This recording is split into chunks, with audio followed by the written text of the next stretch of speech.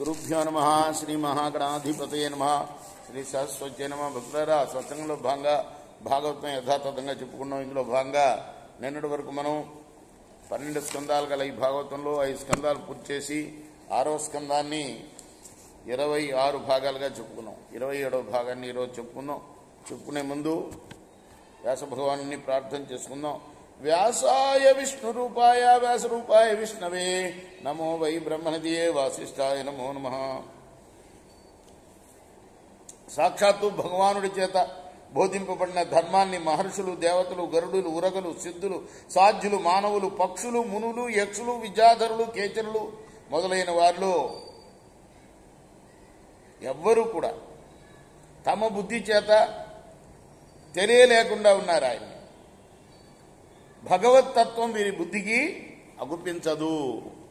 పన్నగ శాయి అయిన మహావిష్ణు యొక్క మహత్యాన్ని సహస్రాక్షుడైన ఇంద్రుడు గాని, అర్ధనారీశ్వరుడైన శివుడు గాని, వేదవేత్త అయిన బ్రహ్మదేవుడు గాని ఎన్నడూ ఏమాత్రం తెలుసుకోలేరు.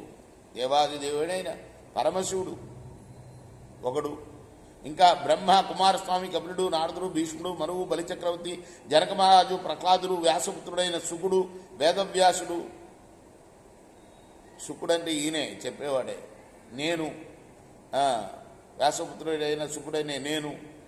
ఈ 12 మంది మాత్రం కొంతవరకు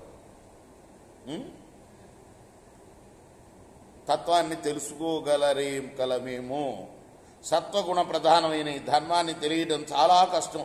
వీరుగాక ఇతరులైన వారి మరెవ్వరికి కూడా ఈ ఉత్తమమైన జ్ఞానం, ఈ విశేష జ్ఞానం బ్రహ్మ పదార్థంగా సదానంద చిన్మయము, అగమ్యము, పరిశుద్ధము, పరమ రహస్యము, శుభకరమైన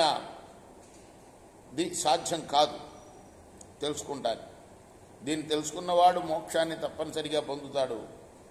ఈ 12 మంది తప్ప గుర్తుపెట్టుకోవాలి. ఎవరు వీళ్ళు? భక్తాగ్రేశ్వరులు అందరూ కూడా.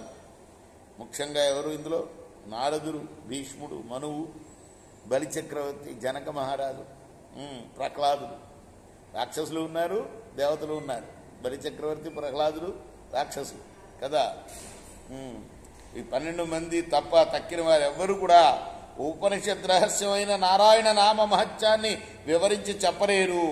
వారికి భాగవత ధర్మము, దాని దివ్యత్వము ఏమాత్రం గోచరం కాదు అని యమభటులకి యముడు చెప్తున్నాడు.